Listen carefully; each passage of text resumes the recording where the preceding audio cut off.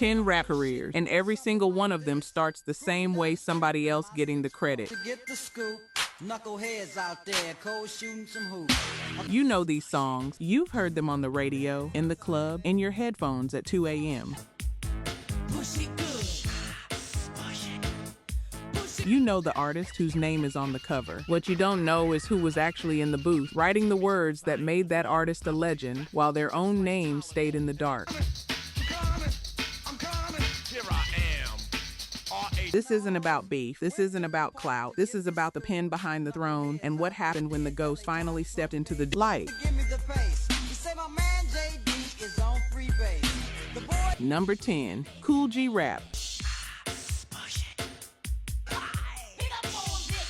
1986, Salt and Pepper drop Push It, one of the biggest records of the decade. Flip it over to the B-side, and you get a deep cut called Chick on the Side. Salt and Pepper are credited as the writers. But here's what the liner notes don't tell you: they didn't write a word of it. A teenage MC from Corona, Queens did. No record deal. No Juice Crew membership yet. Just a kid with a notebook and a reputation for being nice with it. Salt and Pepper needed bars. Somebody put them in a room together, and he laid the whole song down in one sitting. No credit that mattered, just the work. Stay with me on this one, because this wasn't charity. This was an audition nobody told him he was taking. Word got around. Marley Marl heard what this kid could do, and the Juice Crew, the same camp that built Big Daddy Kane and Roxanne Shante, opened the door. 3 years later, that same ghost dropped Road to the Riches with DJ Polo and basically invented an entire subgenre on the spot: mafioso rap. Mob talk over jazz samples. Every coke rap bar you've heard since traces back to this man's pen. His name is Kool G Rap, and if you've ever had to prove yourself on somebody else's song before anybody would let you make your own, you already know that feeling. That's not getting used, that's getting your foot in the door, even when the door doesn't say your name yet. Number 9, LL Cool J. 1985, Run-D.M.C drop, King of Rock, and somewhere on that album is a record called Can You Rock It Like This? Run and D.M.C on the mic, like always, except this time, somebody else wrote half their words. And the credits don't say his real name. They say J.T. Smith. That's not a random alias. That's a 17-year-old from Queens who Russell Simmons and Rick Rubin were about to turn into the first solo rap star in history.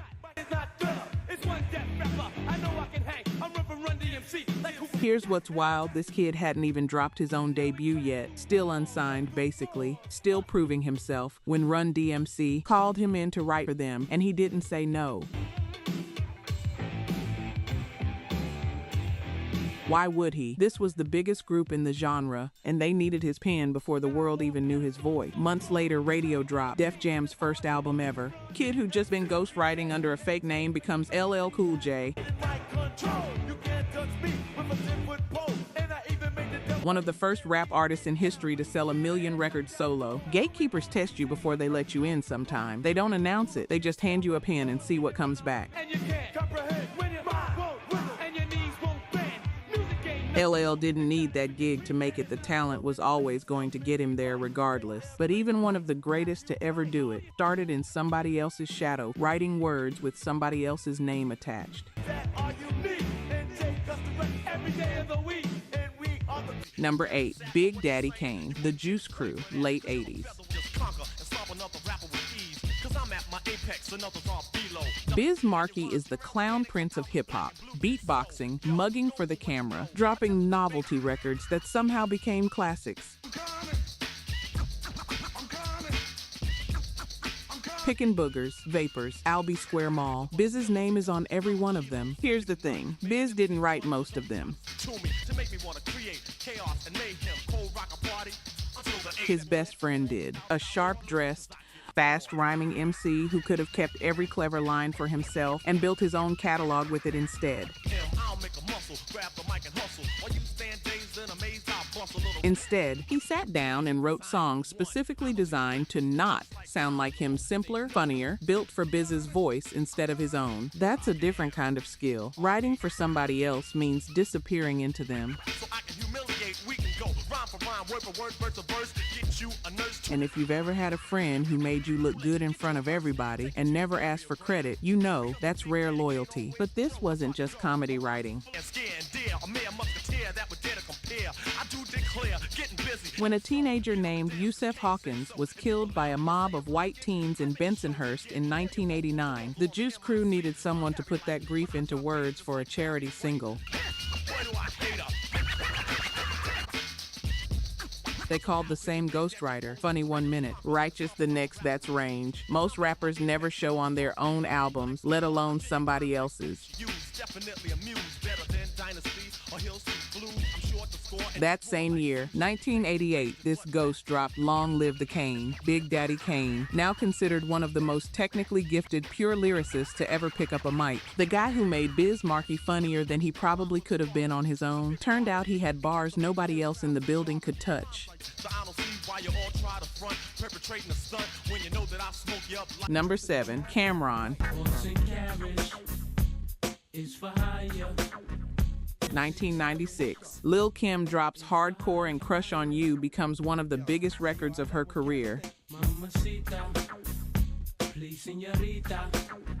Kim and Lil Cease trading verses, that unmistakable Junior Mafia chemistry. But the verse Lil Cease is rapping, he didn't write it.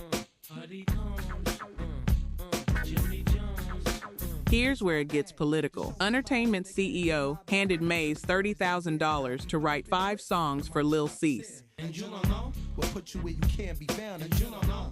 You bet to toughen up. Mace didn't keep all that to himself. He kicked 5,000 of it to a young Harlem rapper who needed the work. That's when Hud almost dropped his glass.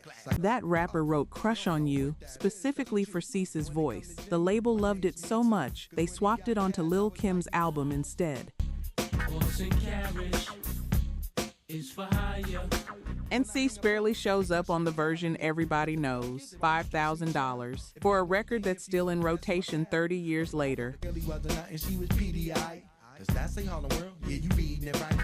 I'd argue that's one of the most underpaid verses in rap history. Some of y'all will say a check's a check. I get it. But still, if you've ever done the work and watched somebody else walk away with the bigger paycheck and the bigger spotlight, that's a specific kind of frustration. It don't stop and it don't quit and a drop 6 and we pop. Not betrayal exactly, just business. The kind that makes you hungrier instead of bitter. Is for hire. 2 years later, that same ghostwriter dropped his own debut, Confessions of Fire. Pink mink coats, Harlem slang nobody outside the city understood yet. A whole new lane in rap, built from scratch. Horse and carriage, see my love's for hire.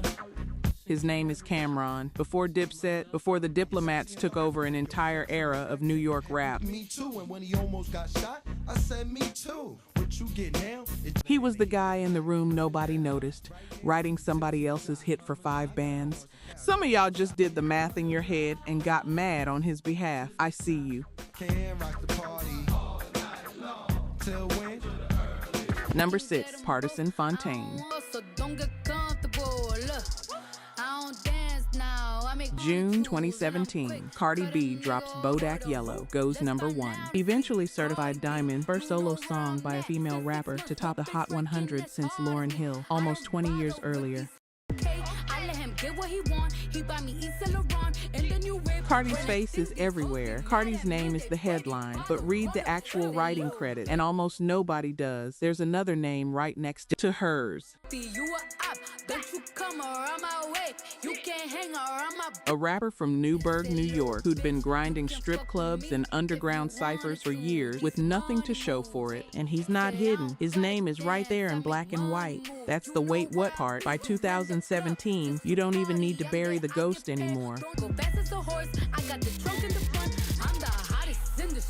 The culture had shifted enough that getting credited wasn't career ending. It could be career making if you played it right. He played it right. gotta dance, I make money move. If I see you After Bodak Yellow, this is the guy who ends up on Kanye's Ye album, the guy who co-writes Megan Thee Stallion's Grammy-winning Savage remix, the guy who signs his own deal with Atlantic and lands his own charting single.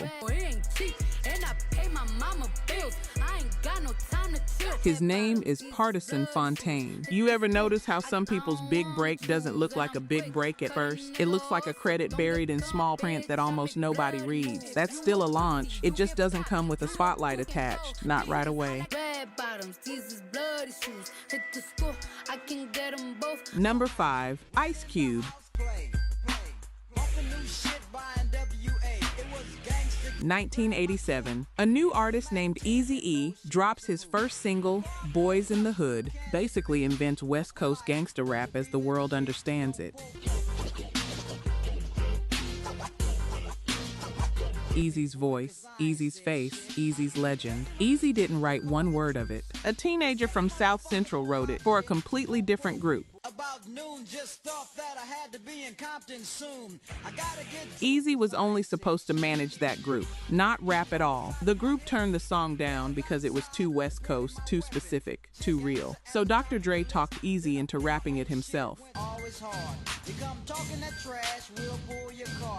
Knowing nothing. Even though Eazy reportedly didn't think he could rap, turns out he could. Turns out the song he almost never recorded became the foundation of a label, a sound, a genre. That teenager kept writing. He wrote half the lyrics on N.W.A's Straight Outta Compton. He wrote most of Eazy's solo debut too. 2 genre-defining albums, less than a year apart, and his name barely shows up anywhere outside the liner notes.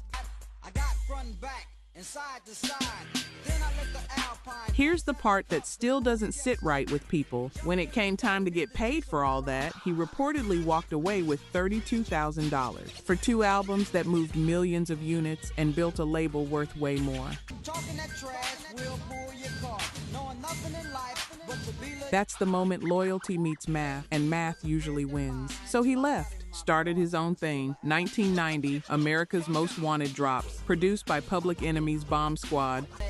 It's all about making that GTA. 'Cause the boys in the hood are And the kid who used to write Eazy's words finally had an album that was entirely, unmistakably his own. His name is Ice Cube. And if you've ever watched somebody else get rich off something you built with your own hands, you know exactly what that does to a person. It either breaks you or it makes you start your own label. Fresh El Camino rolling Kilo G. He rolled down his window and he started to sing. Number 4, Royce the 5'9".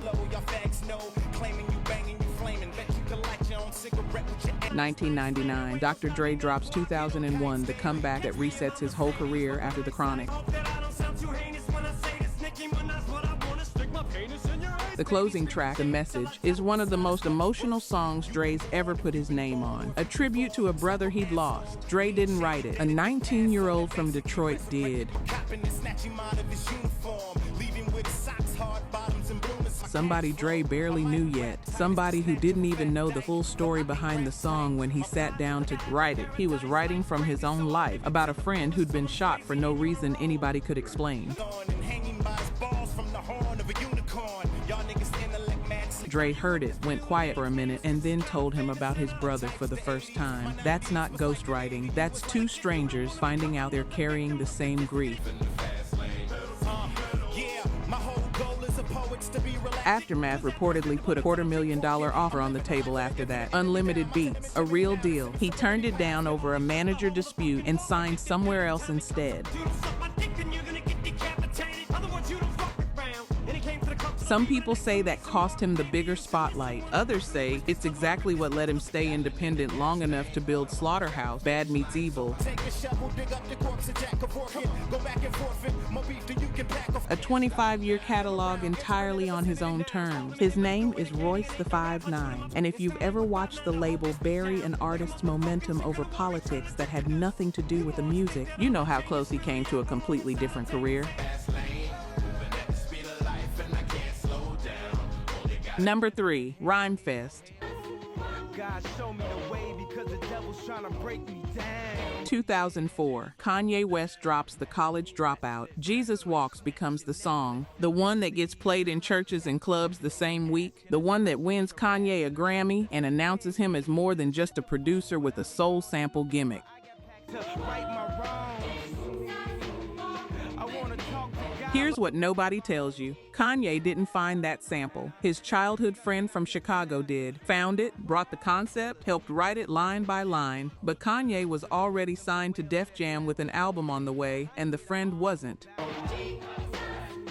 God show me the way because the devil's trying to break. So the friend made a choice, hand the song to the guy who actually had the platform to turn it into something the whole world would hear. He's been honest about that decision ever since. Said Kanye knew the industry better and made the song a hit, but it never would have existed without his words in the first place. That's not bitterness. And I don't think there's nothing I could do now. That's somebody being honest about what changed his life either way. The credits still say his real name, Chase Smith. Most people just never read that far, but the Grammy he won for co-writing it is what got him his own deal.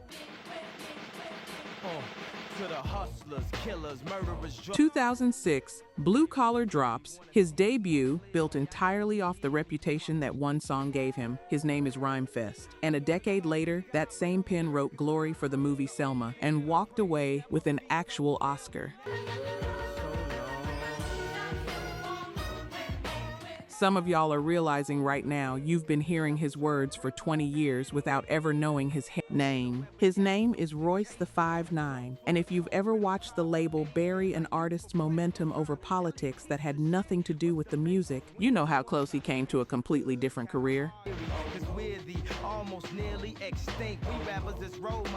Number 2, Pharrell.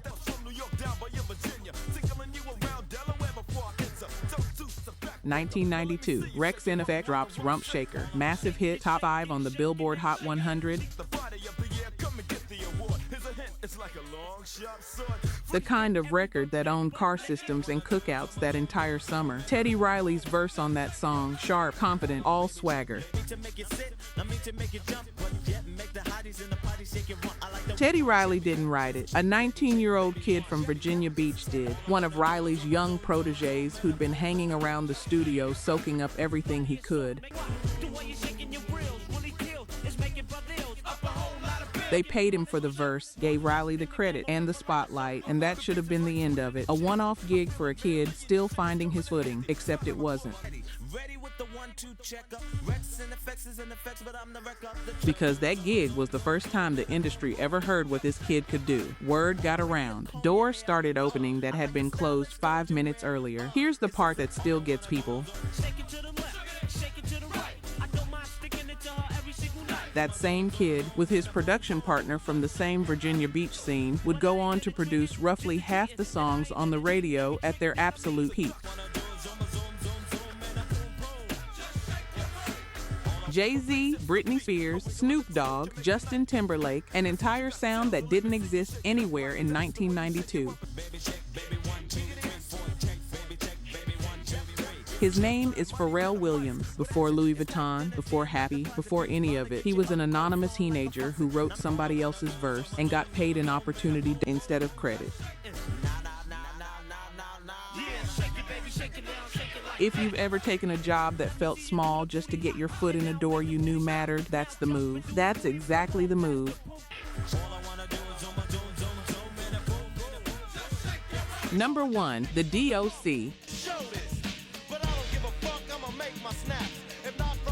By 1989, this man had already shaped 2 of the most important albums in rap history. He wrote large chunks of N.W.A. Straight Outta Compton, he wrote most of Eazy-E's solo debut, Eazy's voice, Ice Cube's voice, the entire blueprint of West Coast gangsta rap on paper before anybody else's pen touched it.